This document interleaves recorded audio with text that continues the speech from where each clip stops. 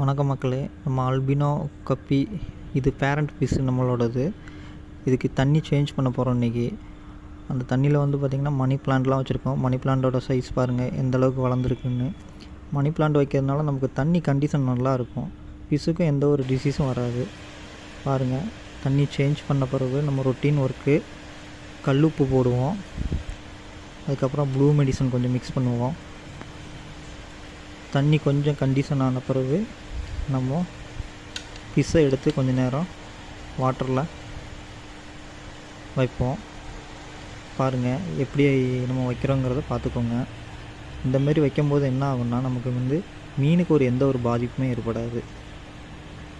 மீன் அடியாகிறதோ இல்லை எதுவும் டிசீஸ் வர்றதோ அந்தமாரி எந்த பிரச்சனையுமே வராது.